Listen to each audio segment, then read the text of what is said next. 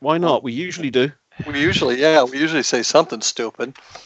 And I'm not getting anything here yet. Ike's here to be the sensible one. Are we live? I'm not getting anything yet, right, Joe? Well, you have to give it a second. Yeah, but he's so impatient. Stop it. I'm going to back out and try it again. We usually say something stupid. And I'm not getting anything here yet. Ike's here to be the sensible one. There we go. We're live. We've got to catch up. Are we live? I'm not getting anything yet, right, Joe? I have it on my side. You guys are good. Volume is down. Yep, We got M18 out there with us. Good evening. Stop it. I'm going to back out and try it again. Okay. We usually say something stupid. And I'm not getting anything here yet. Ike's here to be the sensible one. There we go. We're live. We've got to catch up. We got two folks. Are we live? I'm not getting anything yet, right, Joe? Guys, somebody else. I have it on my side. You guys are good. Volume is down. Yep, We got M18 out there with us. Good evening. Stop it. Oh, guys, we are like walking all over each other. What's going on here, Ryan? All my stuff is down. Well, we seem to be on just a loop. There we go. There it is. It was you. It was you. I think It was you. It was sabotage. I'll be the first to admit He's it. sabotaging the It stream. was my fault. Who was it? Whose fault was it? Ike. Ryan. All right. Judge Dredd is here. Hey, good evening, everybody. We got M18 with us. Dan Squatch is out there. Jill Rendazzo. Jill, good to see you. I think it's the first time you've been with us, Jill. Judge Dredd, Your Honor, good to see you. Audio is whacked. Yeah, Dan, I think we got it fixed now. Okay, so gentlemen, everybody, let's get this show on the road. And good evening, everybody, and welcome back to On the Air with Indian River Hauntings. I'm your host, Larry Lawson, along with my usual partner in crime, my good buddy Chris Huff in Durham, England.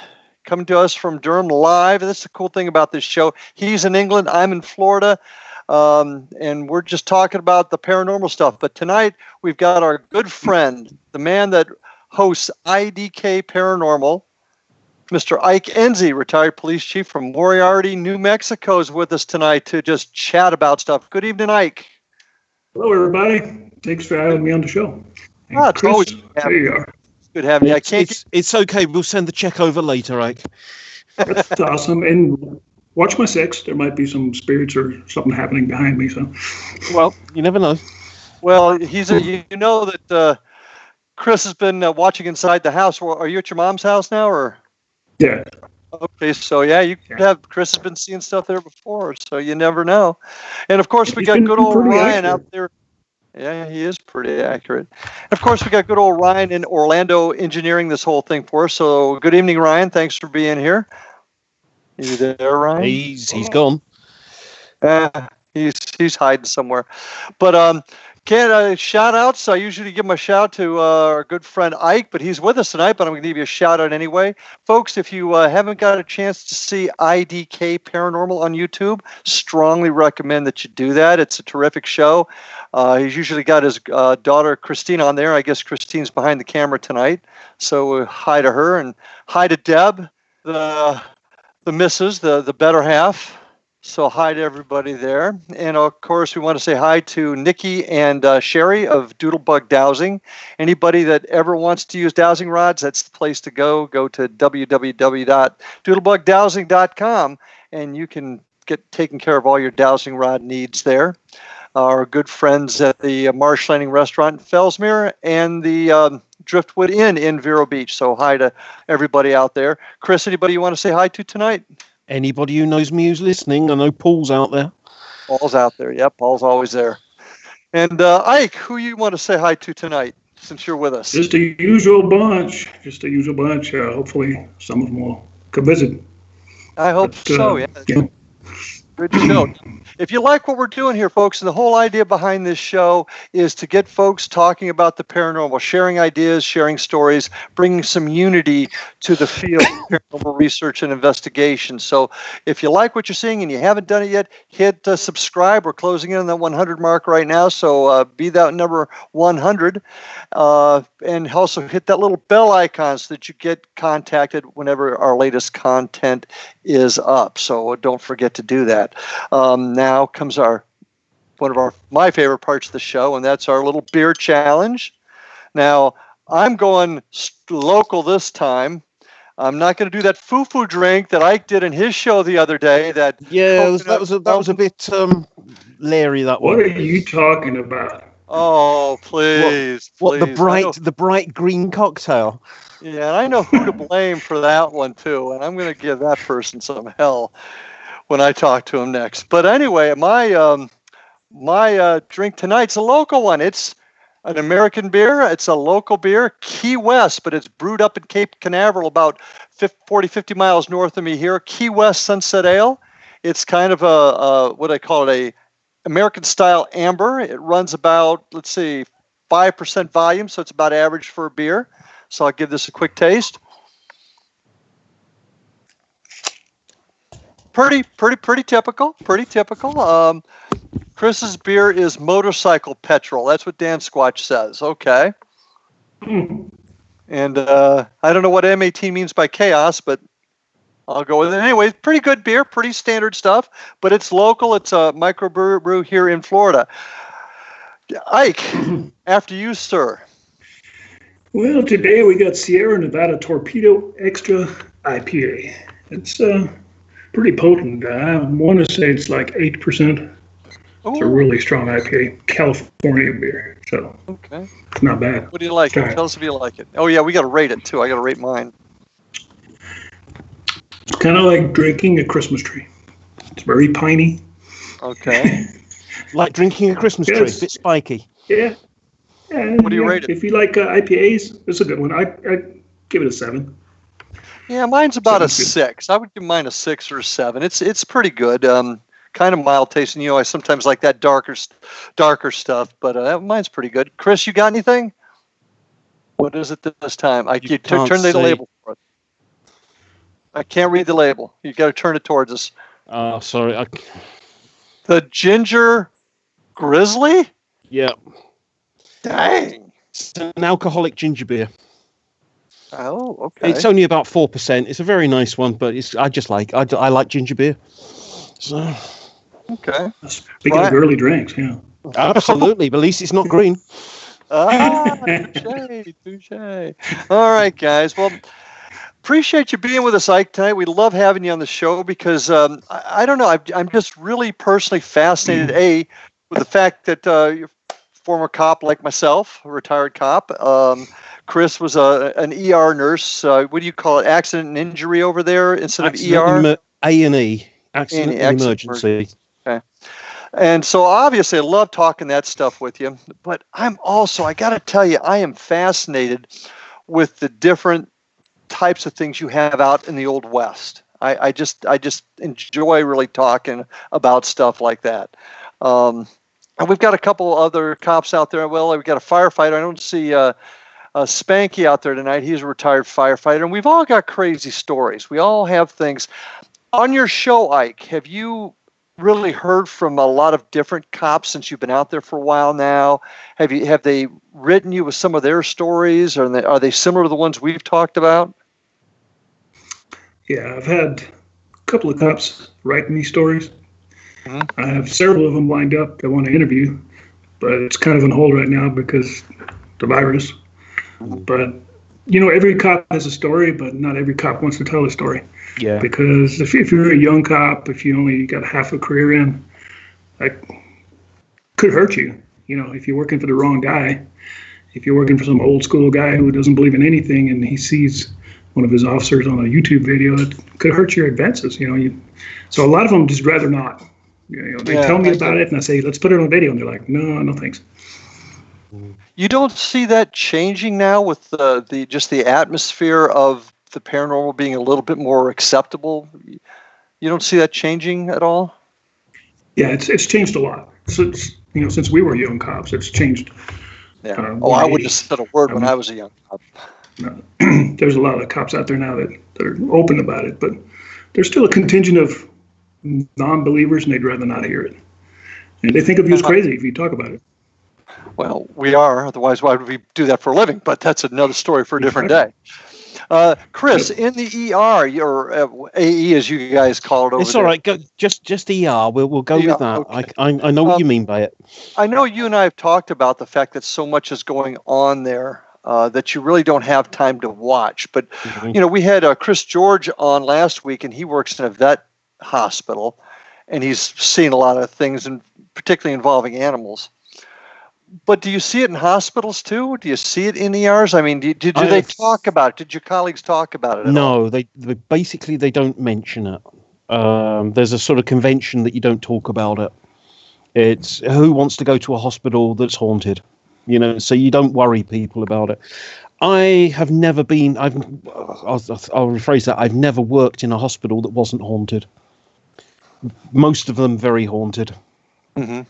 But don't ask me about experiences in A&E because you're just too busy.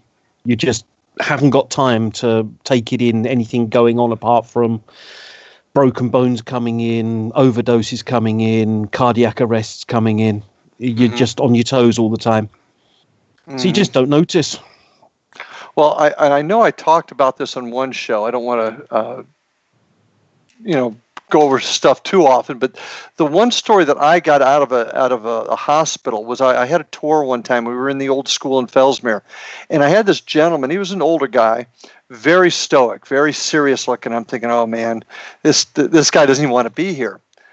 But at the very end of the tour, he pulled me aside and he said, "Yeah, I just want to let you know that I'm a retired doctor.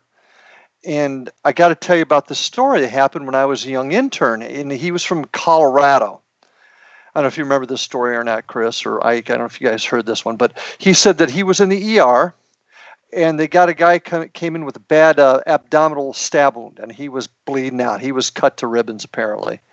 And he was dying, and they quickly called a specialist in, maybe thoracic, I guess that's the type of doctor, to come in and try and save this guy's life. And the guy came in, was kind of for lack of a better word, kind of a nerdy-looking doctor, I suppose. Saved the guy's life. And this guy was telling me about 3 months later, this guy, the victim, came back into the hospital. Now, bear in mind, he was on the gurney. They were working on him, and he was out because he was dying, frankly. And he wanted to thank everybody, and he asked about the doctor with the funny glasses, the nerdy-looking doctor. And they said, "Well, how did you even know he was there? You were out of it." "Oh, well, this is what the guy told the doctor, "I was sitting up in the corner floating, watching the whole thing." And he described everything that occurred. So it absolutely convinced us that this doctor, I thought he was like for lack of a better term, a non-believer.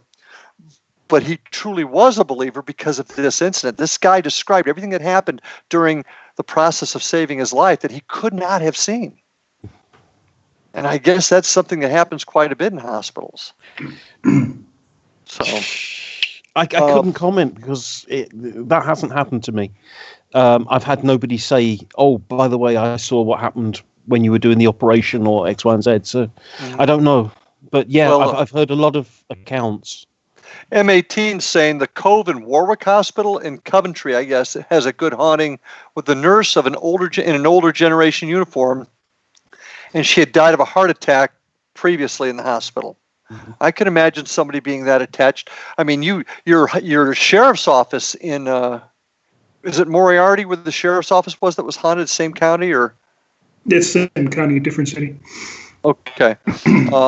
I mean, that's kind of likely to be anybody attached to this business. I mean, we give our hearts and souls to it, let's face it, when we're out there. I guess it would cause not just the hauntings of people that died that are victims, but our own folks stick around. What do you guys say? Oh, I agree. I mean, as cops, we've spent a lot of time in hospitals. I don't know if you did, but I certainly did. You arrest somebody, and if you lay hands on them or if they get pepper sprayed or something, you usually end up in the hospital. You have to sit there and watch them until the doctors release them. And I always use that time to talk to nurses and doctors and ask them what they thought or what they've heard. And 8 out of 10 doctors and nurses you talk to all have had experiences. And especially so with like our OMI, Office of Medical Investigator. Mm-hmm. He's an older gentleman, and he's been doing it for like 38 years. So you can just imagine how many deaths this guy has seen. And if anybody believes in life after death, this guy certainly does, because he has seen so many things. He has told me so many stories about what he's experienced. Really? He also used to work on the reservation. Yeah, he's worked on a reservation for a while as a OMI also. And he says that's a whole different ballgame over there. Sometimes there's weird things that happen on the reservation around dead people also that's different than off the reservation. So interesting guy. Tried to get him on the show, but he doesn't want to talk about it. In case anybody's not Chris, I think Chris has got some sort of technical problem and popped off. So hopefully we'll have him back in a second. Ryan, are you listening? Is it just you and me there? I don't hear Ryan, and I see Ryan up there, but Chris has left us. I'm going to try and get Chris back on the line with us. Give us a second here. Hopefully he'll pop back on in a second. Yeah, I mean that. I can't even imagine what an ME. I did a short bit not working for the ME's office, but assisting them when I was out. I'd broken my neck in a car wreck, and was helping the ME's office. And while I didn't get any stories of the paranormal, just the stuff that they deal with. And you and I were both prosecutors, investigators, so we spent a lot of time dealing with that end of it also. Let's see. And Commanding Judge Dredd talks about Dr. Gray's in Elgin, Scotland, has a celebrity spirit called Jock, and on the account he wears tartan pattern pajamas, and I guess he's a spirit in that place at all. Creepy.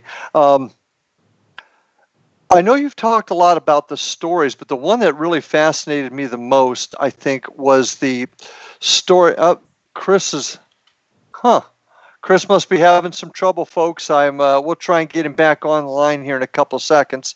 I'm assuming everybody's still hearing us okay. If you could just let us know if you're hearing us, just make a comment on the iPad, and we'll know in just a couple of minutes if Chris is coming back. But let me know if you guys can hear me. Craziest story you ever heard as a cop? I mean, yeah. There's too many. I mean, they're endless. I have so many stories, as you can see on my channel. Yeah. If you're a cop long enough, you're going to see it. And I wouldn't even know where to begin. I know, being a police officer does change you. And you view things a lot different, and you appreciate things a lot different. More than once, I've seen a person's life fade right there in front of me. Car crashes and gunshot wounds and that kind of stuff. And it's a strange thing to see. And if you say it doesn't change you, then you're just lying. Well, and we got this dark sense of humor too that we make jokes about it, we make fun about it, even when it scares the shit up, the dickens out of us. Excuse me. I can't tell you how many. Just going to calls, and then you feel something behind you, or something just says something to you. You can't really hear it, but don't turn that corner. So all kinds of crazy stuff like that. Now, out in your neck of the woods, though, I want to talk about this for a couple seconds. It's not really a little different than the first responder stuff, but mines. There was this TV show on a few years ago called Haunted Mines. Do you remember that? I do. Do you ever see it? And how realistic? How realistic was it? I think it was a little dramatized. The whole prospecting thing and the weird bulkheads they kept finding with insignias and I want to say Freemason stuff carved on them. I don't know if that was real or not, but is there something to mines being a special place? I truly believe, like you said in one of your episodes a while back, crystal and limestone and granite, they're all conduits. Well, Guess what a mine is? A mine is a mineral-rich area. It has all those ingredients, including silver, copper, lead, gold. and tons of quartz, because gold always runs in quartz. So maybe that's why mines are a conduit. And two, the hardship. These people were incredibly tough and hardy people that worked in these mines back in those days. There was no hospital or doctor around the corner, and it was dangerous work. And I'm sure a lot of them died chasing that gold. So I think there's a lot of energy there, and you can feel it. A lot of the mine shafts we go to, you can feel it. The thing is, though, and that's where you're on the right track when you always mention this, is you go there one day and there's absolutely nothing. You go there the next day and it's just off the chart. What exactly is causing that? Maybe if somebody started documenting the conditions around there, weather and the cycle of the moon, the sun, maybe we could pinpoint what's triggering this stuff and be a little more accurate. So you're on the right track when you talk about that. Absolutely. Well, I can, even Deb is saying you're kind of stalling out there, Ike. I don't know whether you can do much about it, but even Debbie is saying your video's messing up. Sorry about that, folks. Sometimes we're just at the mercy of the radio waves out there. Bobby Garcia just joined us. How you doing, sir? Good to see you tonight. Bringing that up, it's taking us down another rabbit hole, and that's what always happens in this show. We start off in one spot and go to another. But there's an announcement coming, and it may come as early as the next show. We're going to make the announcement here on the air with Indian River Hauntings, and it's going to be about a worldwide initiative to do just that. And we're hoping a lot of folks are going to be involved with us. We're going to actually try and start doing that exact thing, Ike. We're going to begin to collect evidence from around the world with a certain set of protocols, and just trying to find out if we can come up with a commonality between a lot of this. And don't want to give too much away now. We're just putting the finishing touches on the full framework of it, but I think it's pretty darn exciting, and we're hoping a lot of folks out there, either teams or individuals, will join us and be part of this worldwide initiative. I call it the Great Experiment because, once again, heading off into another rabbit hole, how often can we do this and get the bump in the night, the EVPs, which are great? I mean, it's always adrenaline rushing when we get it, but when are we going to start trying to find out why? And how long is it going to be before, okay, we got another EVP? Well, what the heck is causing it? And what are the commonalities? I think this initiative is going to help take us down that road. So I'm looking forward to announcing that. Like I said, I don't want to get too far ahead of the game, but it's going to be exciting. And it may come as early as next show. That'd be awesome. Because right now we're stuck in a loop, kind of. It's the same thing. People are doing the same thing over and over. And maybe some new technology will come along and change the whole game for us eventually. That'd be awesome. Well, that's one thing. I will say this about the initiative. One of the codicils that we've put in there is that if a team comes up with a new way, a new technique, a new experiment, we're welcoming that and wanting it to share with everybody else in the group. This is not about anybody being right or wrong. This is about sharing and figuring out the best way, best practices, if you will. So yeah, maybe some new technology will come out of this. Maybe some sort of breakthrough will come out of this. And it's going to take all of us really just thinking about it and sharing it and chatting about it. And I'm really excited about it. I don't want to get too far. Like I said, I don't want to get too far ahead of myself. But I think I think this could be something very beneficial to all of us in the field. My thoughts, anyway. I'm on board with you. That sounds good to me. Yeah. Where's Chris? What happened to Chris? I have no idea what happened to Chris. I just sent him an email. I was rudely texting him or sending him an email. I don't know if he went down or what.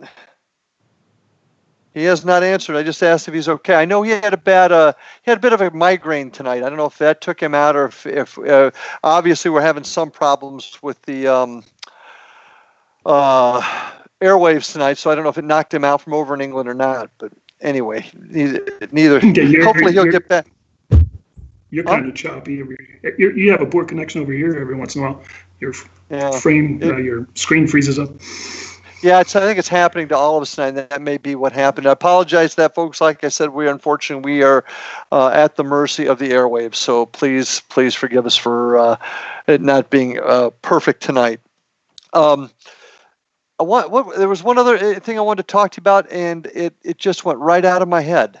I know I wanted to talk about mines. I wanted to talk a little bit about the initiative, but there's that show on. You have not seen it yet, and I don't know if anybody on the audience has seen it yet. But the Secrets of Skinwatcher Ranch. Now, I know you haven't seen the show, but are you familiar with that area? Not the area exactly. I haven't been there, but I'm familiar with the ranch, and I've read books on it, and I've seen documentaries on it. And it's a fascinating place. I mean, I would love to go there and investigate it. That'd be pretty cool. Well, yeah. I mean, it looks like, and they're sort of heading down the trail of UFOs. But skinwalkers are what? Now, what are skinwalkers in Native American lore? I know you. The skinwalkers, yeah. Skinwalkers are traditionally from the Navajos, and to be a skinwalker, you're like a witch doctor, and you have to kill one of your family members in order to become a skinwalker, and then you can transform into spirit animals.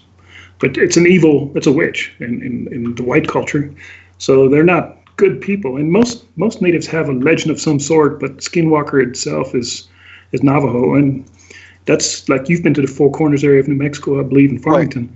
Right. That's right. That's Navajo country up in there, and they truly believe in that. You know, I've arrested, in my police world, we're not close to the Navajo reservation here, but you get a lot of Navajos out here, and I've arrested, lots of them.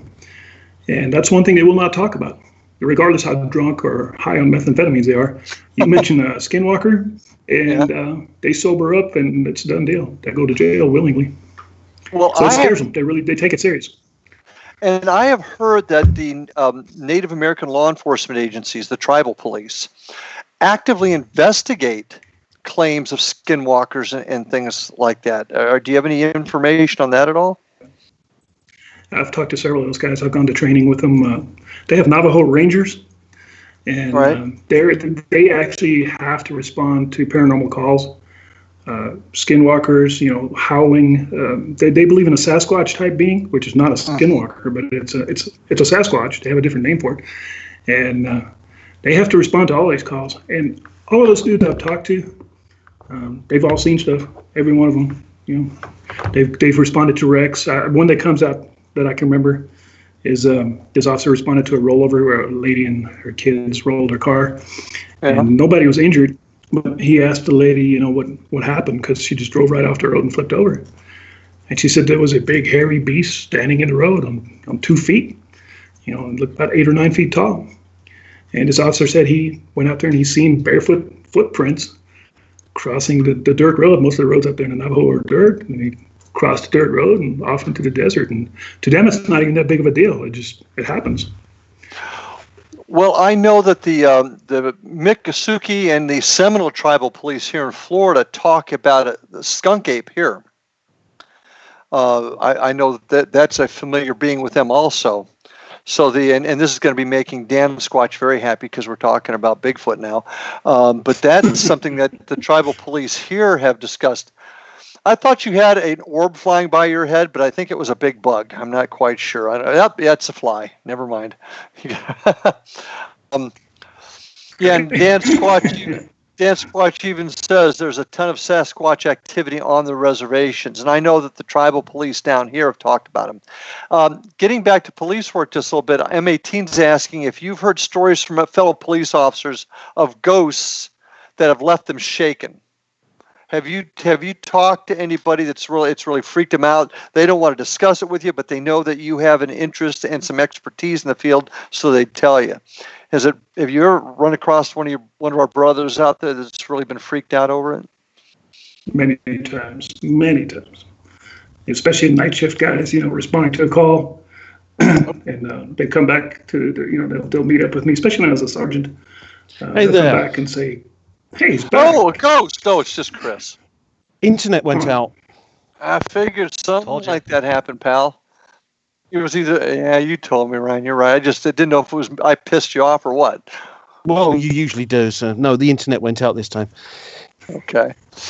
I blame Ike's house. There you go. It's my fault. I'm going to tell you, Ike, we are going to invade your house sometime when this whole COVID-19 thing lifts, we're going to invade your house and investigate the bejeebers out of it. We have some cool places. I mean, you guys are more than welcome. Even some of your guests on the scribe there, but you guys are more than welcome to come over here. We have an extra house. It's there's tons of stuff in New Mexico that's pretty awesome. Although it's a long distance away, nothing is across the yard for me. Everything's within 100, 200 miles, but there's some neat stuff out here. Yeah, we're going to definitely have to do that. Dan Squatch is so happy about us talking about Bigfoot, but he also has this other thing. And let's just take a minute because he mentions it in his comment here. Orbs. And I know we've hit on that once or twice before in the past. But I think orbs are mostly dust, bugs, and water droplets. What say you, gentlemen, on the subject of orbs? I mean, we could do a whole show on nothing but orbs, I think. But what do you guys think about them generally? Go on, Ike. And brace yourself, Dan. Okay, I think 99.9% of the orbs are dust or water droplets. But I have seen orbs, and a friend of mine who was a police officer in the city of Santa Fe, him and his partner went into this old cemetery where the state pen used to bury people back a long time ago, and they were taking pictures of tombstones. And there's a lot of orbs, but there's one orb at the bottom of a tombstone that has clearly a face in it. It's different shape than all the other orbs. It's a different color than the other orbs, and it clearly has a face in it. I mean, eyes, nose, mouth, and it's right at the tombstone. So some orbs could are have been different. pareidolia or matrixing. You're pretty confident.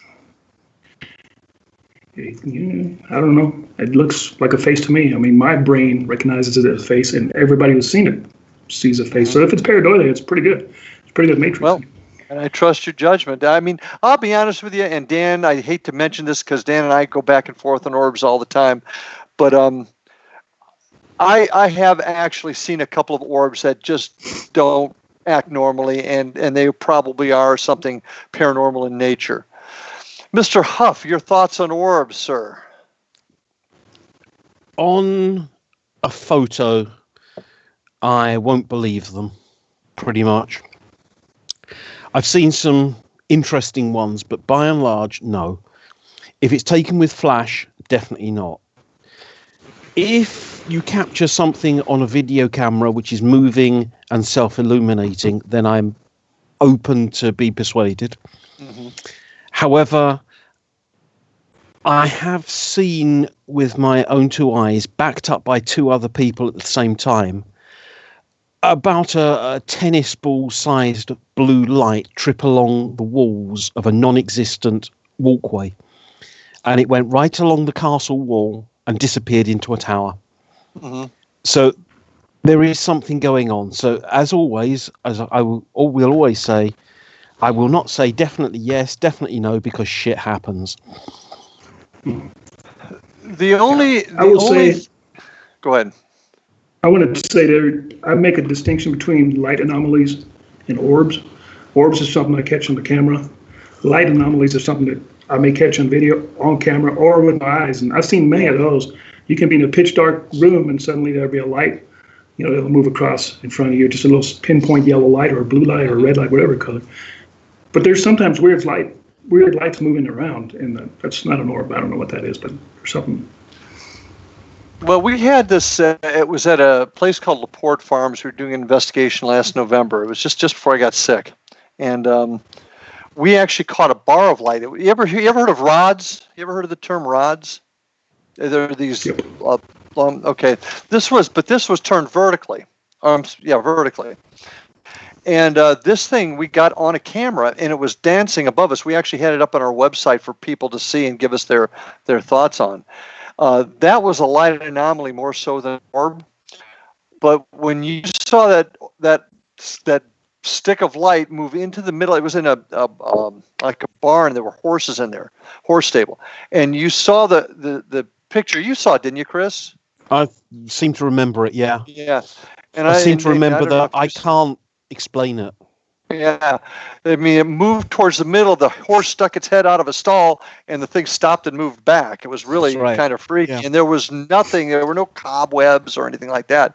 And then the last time anybody saw the light was I had gone in there with the SLS camera, and the rod danced around everybody. It came to me and disappeared inside of me, and nobody ever saw it again. So I don't know what the heck that means, but I've seen definitely some light anomalies. As a cop, I've seen them. Sometimes you mark it off to St. Elmo's fire, but I had a car wreck one time where I just saw a bluish ball of light go from the accident, the car that was involved in the accident, into another vehicle that was just sitting there. And I don't know if that was a light anomaly or did something happened naturally or not, but I remember it kind of freaked me out a little bit. That was, almost 40 years ago now. So, but Orbs, different subject, and let's see, they didn't say absolutely not. Orbs, okay. Dan Squatch saying they didn't say absolutely not. Orbs 1, Larry 0. Oh well, whatever, Danny. Well, you got me, bro. You got me. But oh, by the way, Bobby Garcia says he's going to bring the beer when we meet at your place for our On the Air with Indian River Hauntings gathering. So. Bobby's on the hook for the beer. We'll have to hold him to that. So, kind of moving on a little bit. Where do you think, guys, that we're going to go? Where do you think the future lies for all of us in this? Are we going to keep bumbling around like this, or are we going to? This is getting back, I guess, to the initiative that we're starting. Where are we going to be in 10 years? Talking about the same stuff? Well, according to one of your countrymen who appeared on my YouTube channel not that long ago, in 10 years' time, I'll be straight down to hell for doing what I'm doing. Which I thought, thank you very much. Why? Because we're investigating the paranormal? Oh, absolutely. So, because it's absolutely evil to talk to spirits. Okay. I've got an interesting comment. That's where I'll be in 10 years' time. I'll be down in hell, apparently. Okay. Ike, what about you, pal? I'll be seeing you there, Chris, because I drink the spirits. Absolutely. Well, are you guys familiar? I was thinking, you asked me what I see in the future. I see more or better technology coming out. It is progressing, and or maybe it's something we've completely overlooked. Maybe it'll be something completely old school, or something that was used 100 years ago. That'll open up that veil. But I see something changing. I mean, things are always changing, and I'm optimistic that something good will happen eventually. Well, I'm going to say something a little unscientific here, and that's that I've had a feeling now for the last year or so. My brother and I actually talked about it. Something's going to happen soon. I just feel it, and I don't know why I feel it. That stick's coming out, isn't it? That's what it is. That stick's coming out. It's that light rod. It's a good thing this is well, no, actually, we didn't say this is a family show. I could flip you off, but I won't. Go on, the stick's there you. The stick is coming out. But I just feel like something is going to happen. I don't know that I agree with you, Ike, on. It just seems like we're doing the same blasted thing over and over. Maybe putting a couple more lights on it. You think the area of ITC, instrumental transcommunication, EVPs, video, things like that, it is going to be something that we're going to have some luck with in the future. But excuse me, I really, really think. I mean, going back to the cop thing for a second, everybody's wearing cameras now, so more stuff is coming out right and left. Everybody's wired up, even civilians. Which I'm not. Yeah, well, yeah. I don't do technology very much. Yeah, you're old school. So, but I'm really disappointed in our advancement in the technology field. I think people are just trying to reinvent the wheel, and that's just my opinion on it. Yeah, if you look at it, sorry, Ike. Go ahead. Go for it. Go for it. No, go for it. Go on. Ike, go ahead. I was going to say maybe not just in technology or electronics, but I think doors are going to open in just knowledge.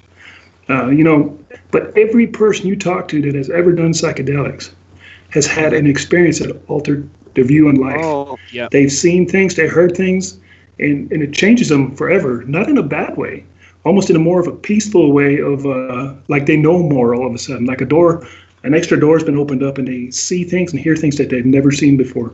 And could it just be all drug-induced hallucinations? Or is it like some people that have taken DMT trips have left their body and could explain things they've seen that they've never been to? So maybe technology lies in that. And that's a good point, because Chris and I have had some very lengthy discussions on this.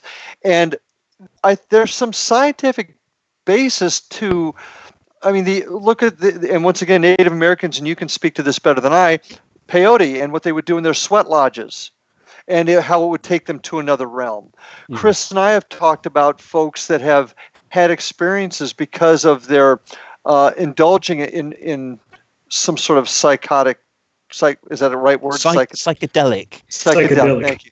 Thank you. And then you go back to our, don't laugh. You go back to the governments, the U.S. with MK Ultra and their work in the 60s with LSD. The Chinese did it, the Brits did it, the Russians did it, all using chemicals to alter the brain. And that's an interesting topic, because we all know that we don't completely understand what the brain does. So do chemicals open up those doors? Maybe you've got a point. Maybe you've got a point. Some chemicals. As I've had conversations with my friend, who I'm not going to name unless he actually comes and says, go on, name. He's mucked around with all sorts of substances in the past, and I'm amazed at when he describes his experience, how close it is to what I see.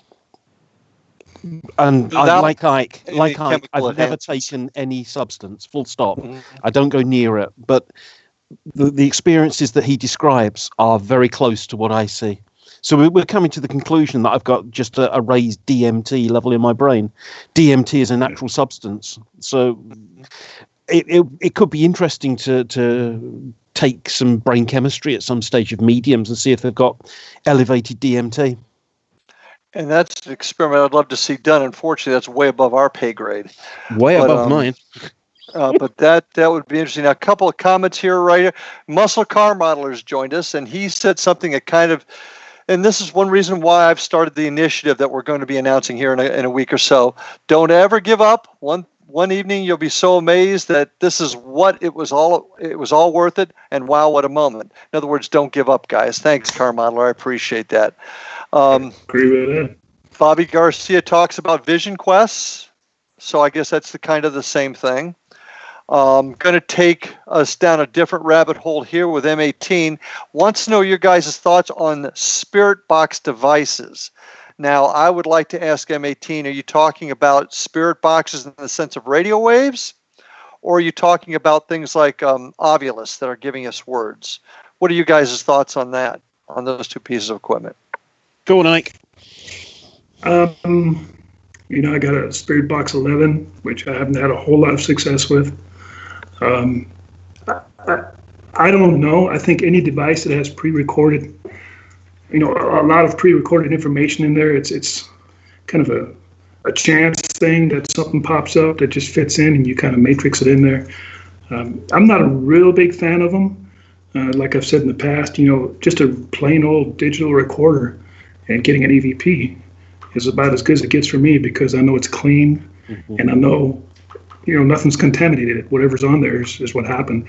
With a Spirit Box, there's radio signals that bleed across, and unless you're sweeping them incredibly fast, or you're picking up entire sentences, which would be an impossible half-second sweep, which hasn't happened to me yet. So I can't say one way or the other. Keep trying it, hoping something good will come across one of these days.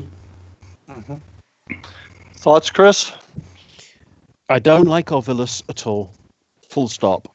I think we're all going to agree on this one. do not like that in the slightest. I've actually listened to what is coming through as the word that I'm hearing, and it's nothing like the Ovilus is saying. Full stop. So I've got no time for that. Spirit boxes. The 7 was okay, but it's very hissy. The 11's better.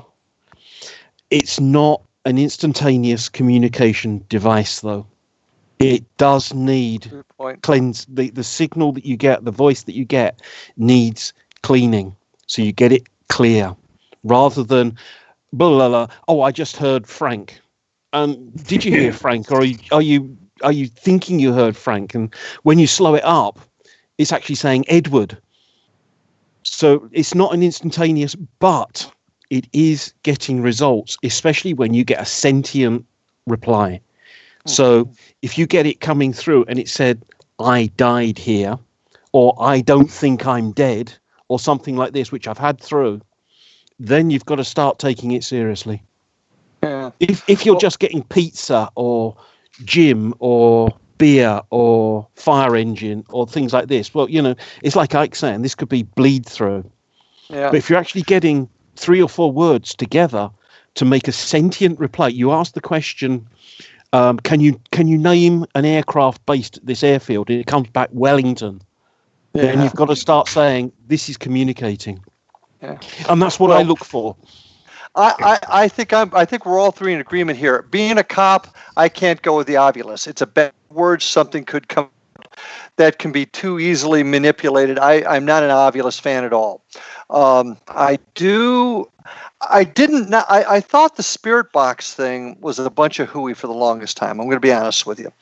Then we had a group come to that we brought them up to this school in Fellsmere. This is several years ago now, and they had a portal, and it was a variation of one that's been out there for a while. But it really filtered out the radio waves, and it got sentences and words. And I still didn't believe it. And we were upstairs in what we call the choir room in the old school. And they're asking questions, and they're, how many's in the room with us? And it said 8 or 7. How many's in here, including you? It said 8. It did, no doubt about it. Can you tell us the names of some of the folks? They gave us some names. Some were right, some weren't. But I came up, I was going to show them. So I made the comment, okay, tell me where we're at. Now, folks, I'm here. You guys don't know our area, but nobody knows where Fellsmere is. It is a tiny little town in the northwest corner of the county. There's only one road in and one road out, basically. And this dang portal, after I asked the question, clear as a bell, said the word Fellsmere. Oh, okay. Mm-hmm. I was pretty taken back. Now, if it was a radio wave here in Orlando, Jacksonville, Miami, West Palm Beach, pretty common. Wouldn't have thought too much about it. But the dang thing clearly said Fellsmere. Waited a couple of minutes. I asked the second time, where did you say we were again? Immediately, Fellsmere. I took a whole different look at the world of instrumental transcommunication at that point and began doing quite a bit of study on it, and the radio waves and white noise and everything. And and with our PS7, we just started using 11, but our 7, as well as the ghost box that from oh gosh, the place that my mind just went blank. It's the we have a paranormal store in St. Cloud. My mind just went blank. Excuse me, guys. I forgot the name of the place. But we've had some pretty darn good luck with that, with names coming out. Jill Randazzo just mentioned she had an SP7, and she talks about her last name being mentioned. I've had several times, we do a thing called active listening, where we've got one person in earphones plugged into the ghost box, and they're set away so they can't hear the questions. We've had some real luck doing that with the spirit box. So, long answer to the question, I think there's real possibilities there. That's just my feeling on it. I also listen out for swear words. Yep. Okay. I mean, that happened too. On one occasion, I was in a pub, and this hasn't gone online because I don't tend to put the worst ones down. But what are you doing here? And it comes straight back with F off UC. Okay. So you're not going to get that over the radio. Probably not. Probably not. I didn't feel comfortable in this place all the time I was in there, and then you get a reply like that, and you can see why. Yeah. So M18, I hope that gives us your gives you an idea of how we think about the ghost box.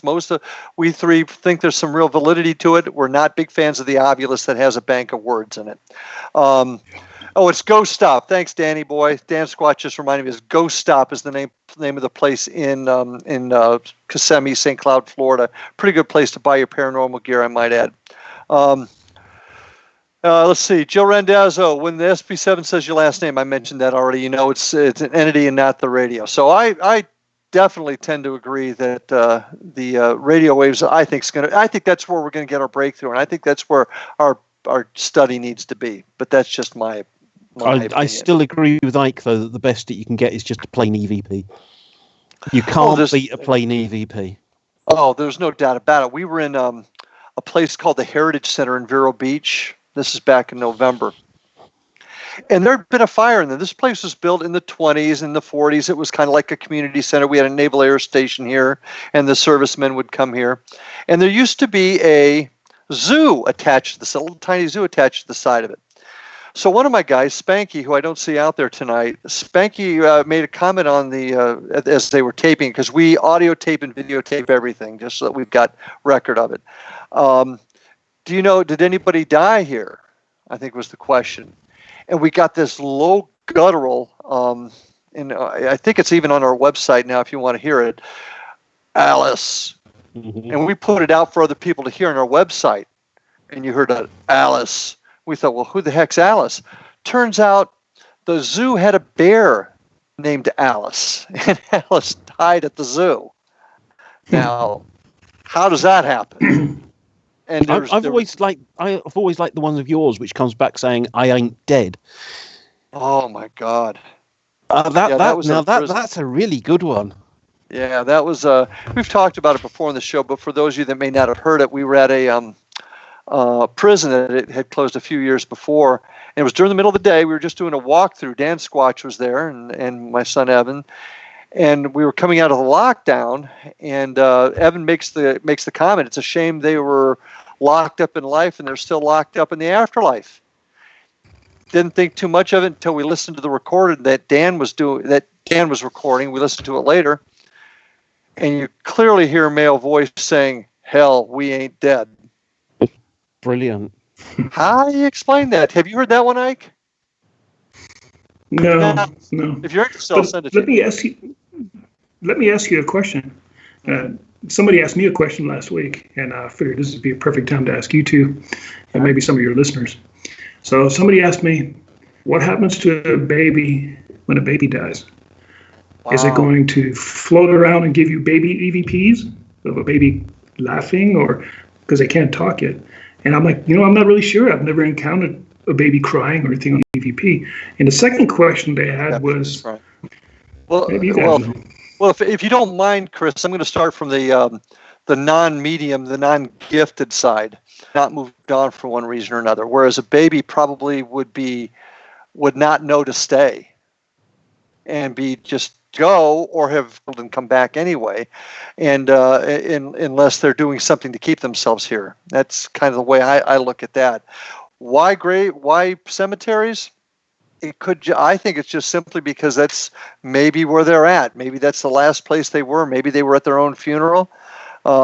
We've certainly gotten EVPs at cemeteries, and certainly there's been. I saw one of my clearest shadow figures in a cemetery. Why the heck would they be there? Mm-hmm. So from a non-medium point of view, I think it all has to do with the spirit staying for one reason or another, and a baby probably not having the wherewithal to stay here and just naturally transgresses upward. Chris, that makes sense. It's a minefield. It really is a it's a minefield. I mean, and it comes back to shit happens. Babies, yes, I've actually heard babies crying in a former baby ward on a hospital. As I walked through the hospital late at night, the baby ward was turned into offices years before. Yep, I heard babies crying. Thought it was seagulls. Stood around and waited and listened, heard seagulls going, and all of a sudden babies crying, and the difference was immediate. So yeah, you do get them. Why do you get them? Minefield. They're lost. They're unclaimed. Maybe it's, as you'd call it, a residual. I don't know. There's all sorts of reasons. I know that children get lost and they start playing with things in houses, and then you can bring their parent through or something, and they'll go quite happily. They're just stuck around, but then again, they might enjoy playing with their Lego so much that they come back. It's an absolute minefield. Graveyards. Now I can answer that one a little bit. Resurrection, when you're going to be brought out with your body and it's all going to be hunky dory. Yeah, that makes sense. Okay, I like that. Yeah. You get. I walk around cemeteries and I hate it. I absolutely hate it. And somebody asked me a long while ago. We were walking around a cemetery attached to an abbey. As you walk around, people are just sort of saying, "Look at me, look at me, look at me," all the time. Evan says they that, want Chris. some help. Yeah, look at me, look at me. They just want to get your attention. Yeah, Evan can't go I've to done a cemetery clearance in a cemetery once, and I'm never ever doing it again. It felt like an upturned funnel of energy going whoosh from a big base to a very tight column going up, and it took the wind out of me. So I'm not doing it again, but that was a very haunted place, so I did that. But they wander around. They do wander around, and they want your attention all the time. And a lot of them, you get tell his wife, and you get the wife's name. Tell Phyllis, phone Phyllis, or go tell Phyllis. And you say, what do you want me to tell them? And they'll say things like, "I'm here. I still love her." And Phyllis might have died in 1875. Here's got a couple things cropped up here, and I'm going to mention something first. Babies crying, could it be residuals? The energy of a youngster. I said that. Yeah, residuals. Yeah, you did, and as you were saying, it came to mind. But Muscle Car Model says God has a special protection for infants. I cannot argue with that one. But Bobby Garcia brings up a good question, gents. What about cremations?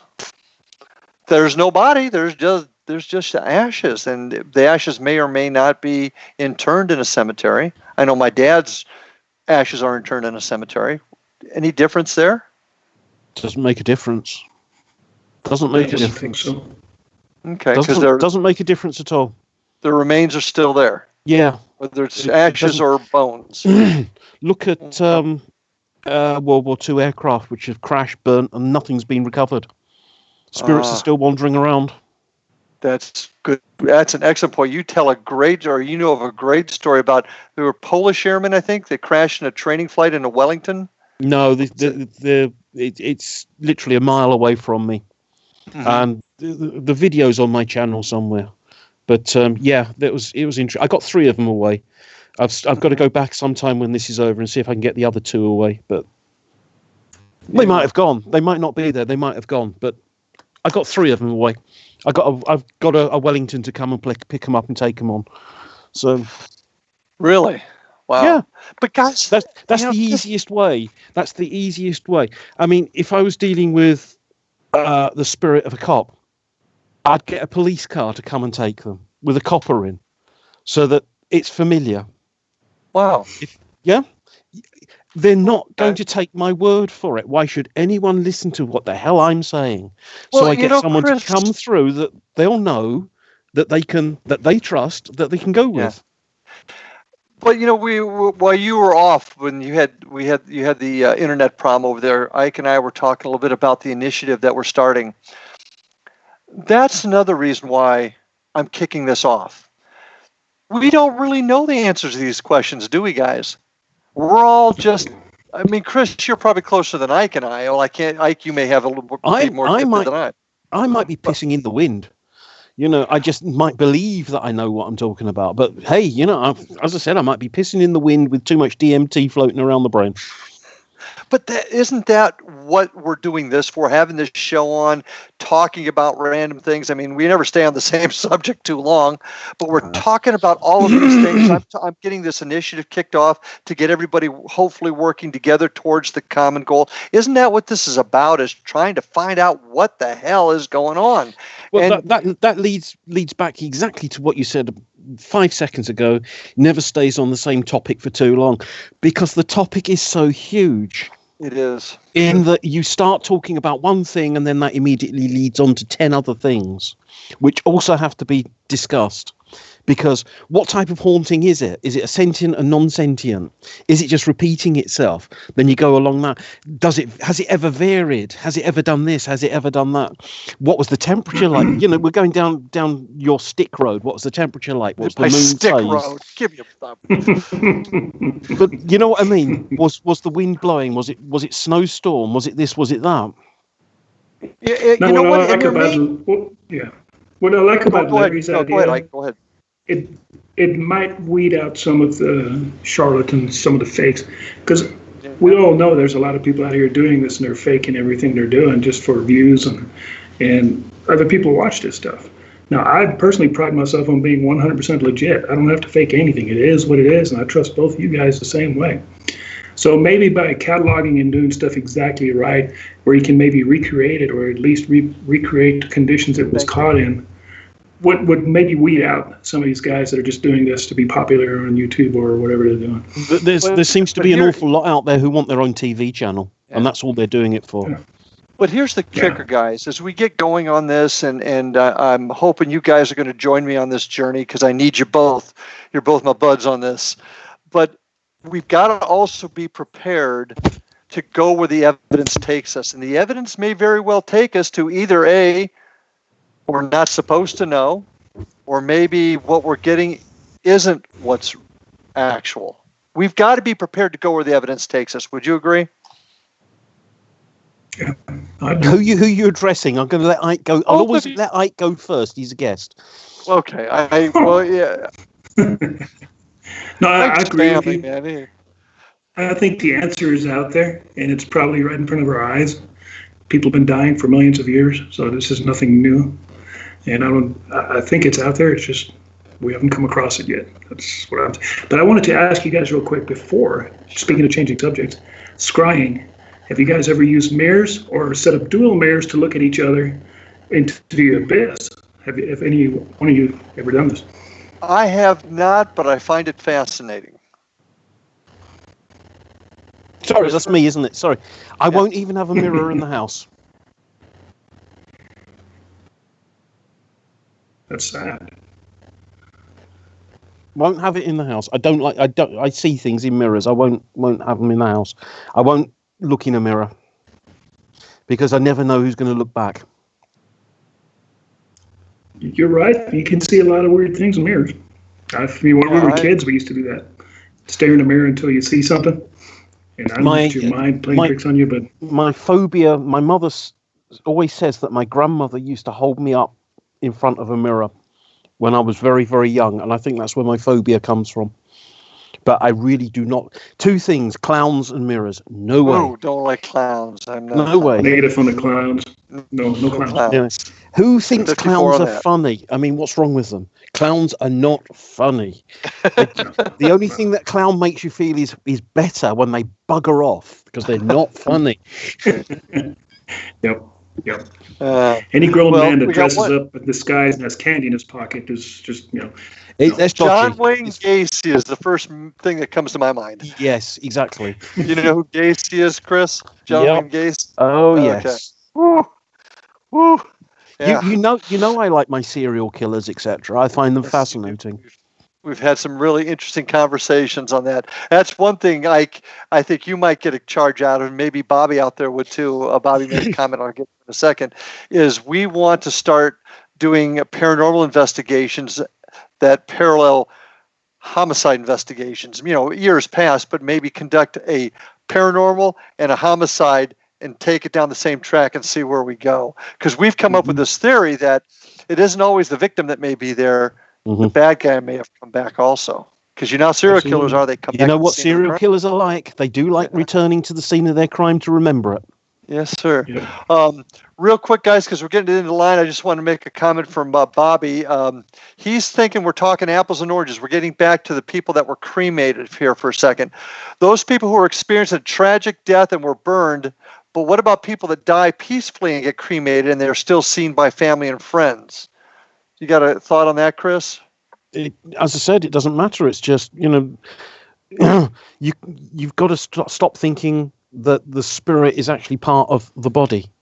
That's your apples and pears. In that, whatever you do with the body just doesn't bloody matter. Everything is what we're dealing with is everything is to do with the spirit.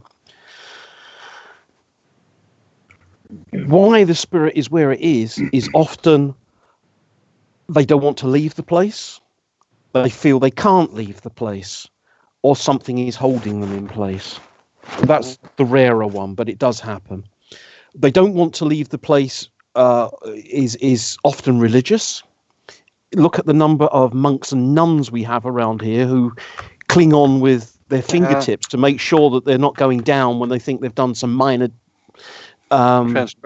transgression in their life, which they think can't be forgiven, i.e., they ate beef on a Friday or something, and they're going to be damned forevermore, and they're not going to let go. That's why they're always seen. And then there are others who just won't let go because this is mine. This is my house. This is my telephone. This is my jewelry. This is my wallet. This is my money. This is mine, mine, mine. And then there's others who just come back. They love the place so much that they just come back and visit. And unfortunately, some of them stay because it's theirs again. And those I see no difference between a cremated body or a body that's 6 foot under decaying and turning into worm food. It's just body parts. And how many haunted houses, how many places have you investigated where the cause was, or maybe the cause was, an urn full of ashes? Mm-hmm. So. Very much so. Very much so. How many over here, our houses are by and large a lot older than yours over there. It used to be the custom that you'd lie in state in the house. The dead body would be on display for everyone in the house. Yeah, it's true though. Yeah. And then the burial procession would go from the house to the cemetery, the churchyard. So, most of these houses that we lived in have had bodies in. Mm-hmm. And and then Ike says, I've dealt with hauntings that have been caused by having pots of ashes around. I've one or two because they've buried dogs in the garden. So the dog or the cat or whatever is still around. But then again, a lot of the time the dog or the cat's still around because that's where they are. They're with the people that they want to be with. Once again, we start going from a little tiny narrow point of light, and it suddenly branches out into all these different things. And that's why we do this, guys, because we're trying to find a way to narrow this down. You joke about having to stick up my hind end. I guess I do, because I am bound and determined to find out what this is, and we may never know. But that's what is that? Tube of Savlon. It'll lubricate it out. Get out. Nice guy. Well, believe it or not, guys, we are over time. Don't encourage him, Mike, please. That was hilarious. Anyway. And some of that too. Okay. That's Broof and gel. That'll stop the pain. Okay, thank you. I don't know. I don't even want to ask why you've got those handy, okay? We're not even going to go there. I've just had my stick removed. That's the thing. So.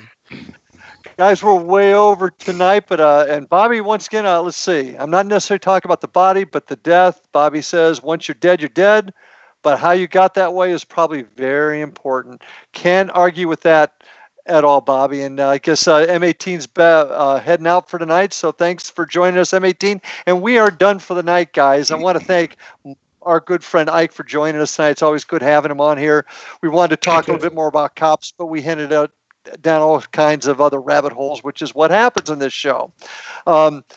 Folks, couple weeks, within the next 2 weeks, you'll be hearing about, and I'm going to give you the name, the International Bureau of Paranormal Investigation and Research. That's the great experiment. We're going to want you involved. The announcement's going to come on this show. Pass the word. It's going to be our effort, our initiative to try and find out these answers. So please be part of us when we kick this off. It's coming very, very soon. Like I said, old buddy Ike, thanks for joining us. Chris, you've been under the weather, but you were still with us, so thanks for staying up all night. Fun. It's fun. We always have a good time. So until next time, Gentlemen, folks, thanks for joining us. We'll see you next time on the Air with Indian River Hauntings. See you next Tuesday night. Join us. Pass the word. Hit subscribe and like. See you on the other side. Good night. Bye.